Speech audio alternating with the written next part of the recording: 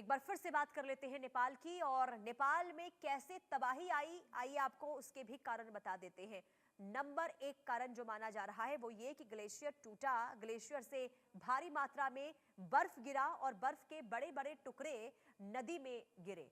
Number दो, यानी एक वजह जो मानी जा रही है वो ये कि नदी का बहाव रुका, ग्लेशियर से गिरे मलबे से नदी का बहाव रुक गया और पानी का बहाव रुकने से झील बन गई और इसके बाद एकदम से पानी का सैलाब देखने को मिला है। नंबर तीन, यानी कि तीसरा कारण जो माना जा रहा है वो ये कि रास्ता बंद होने से पानी पीछे की तरफ जमा हुआ और झील का जलस्तर तेजी से बढ़ा। नंबर चार, ये कि दबाव से रुकावट हटी, झील में पानी बढ़ने से दबाव बढ़ा और मलबे की रुकावट टूटकर हट गई। नंबर पांच, जो पांचवा कारण है वो ये माना जा रहा है कि झील टूटने से बाढ़ आ गई। झील टूटते ही लहेंदे नदी का जलस्तर जो है वो बढ़ने लगा, मोटे कोशी और फिर त्रिशूल नदी में बाढ़ आ गई। हमारे साथ लगातार मेहमान जुड़े हुए हैं। जयधर गुप्ता जी, आप क्या कारण मान रहे हैं? आपने एनालिसिस किया होगा, आपने इस घटना को देखा होगा जो त्रासदी इस वक्त नेपाल में आई है। अलग अलग कारण इसके माने जा रहे हैं, लेकिन प्रमुख वजह इसकी क्या सामने आई है? क्या वाकई में ग्लेशियर फटना ही एक वजह है या फिर कोई और वजह भी हो सकती है?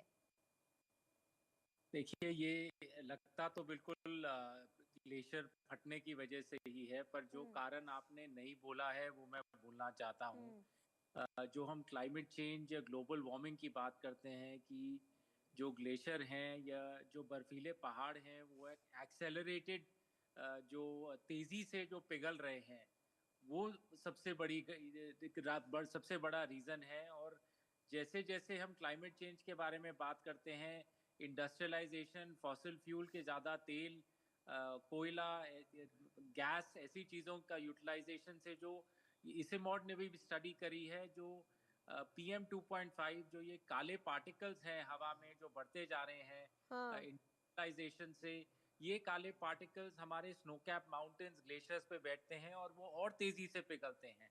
तो ऐसी एक्टिविटीज़ एक तो अपस्ट्रीम है कि ये ग्लेशियल मतलब ये टूट क्यों रहा है ग्लेशियर? जी। तो इसलिए टूट रहा है कि क्लाइमेट चेंज, ग्लोबल वार्मिंग की वजह से ज़्यादा तेज़ी से ये चीज़ें पिघल रही हैं, हमारे पे सारी बर्फ़ और ग्लेशियर पिघल रहे हैं। दूसरी बात ये है कि नीचे जहाँ पर आबादी है, हमारी बहुत स्ट्रिक्ट कोस्टल रेगुलेशंस हैं जो आबादी के बढ़ने से, रेगुलेशन के फॉलो होने से वो फॉलो नहीं होती हैं कोस्टल रेगुलेशंस। मैं नेपाल और चीन के बारे में तो नहीं बोल सकता, पर अपने भारत के बारे में बोल सकता हूँ। पिछले साल भी उत्तरकाशी में ऐसा हुआ था कि क्लाउड बर्स्ट की वजह से काफ़ी लोगों की मृत्यु हो गई थी। जी। तो कोस्टल रेगुलेशंस अगर हमारी सरकार फॉलो नहीं करेगी कि जो सूखी नदी है उसके 30 मीटर उसके एज से आप कुछ मकान, कोई भी डेवलपमेंट नहीं कर सकते, और अगर पूरे साल बहने वाली नदी है उससे 100 मीटर पे आप नहीं कर सकते। आप आज भी गंगा के मतलब दोनों तरफ जाएंगे, ऋषिकेश में, हरिद्वार में,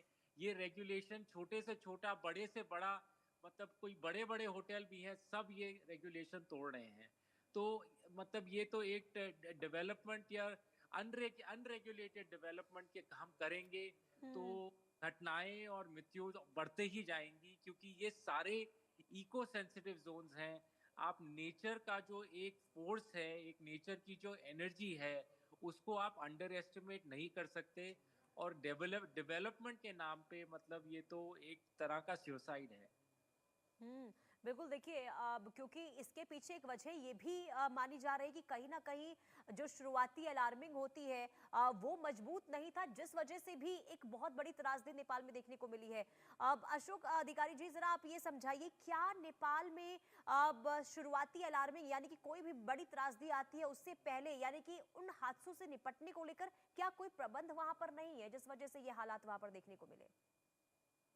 इस बार थोड़ा कम्युनिकेशन सिस्टम में ये मिस लीड हुआ, और विशेष रूप से चाइना गवर्नमेंट, चाइना के जो संयंत्र है जो सीमावर्ती इलाका में रहता है, उनको पता था कि ऐसे बाढ़ का चपेट में ये इलाका आ रहा है। इससे 3 साल पहले जो रोंगसी काउंटी के रोंगसी नदी में जब बाढ़ आया था, जो सिन्धुपाल्चोक, नेपाल के सिन्धुपाल्चोक जो पड़ोसी जिला है धादिङ और रसुआ का, उसमें रोंगसी काउंटी से रोंगसी खोला में जब बाढ़ आया था तो चीनिया प्रशासन ने तुरंत नेपाल गवर्नमेंट को सूचित किया और उसमें बहुत बड़ी हादसा नहीं हुआ था।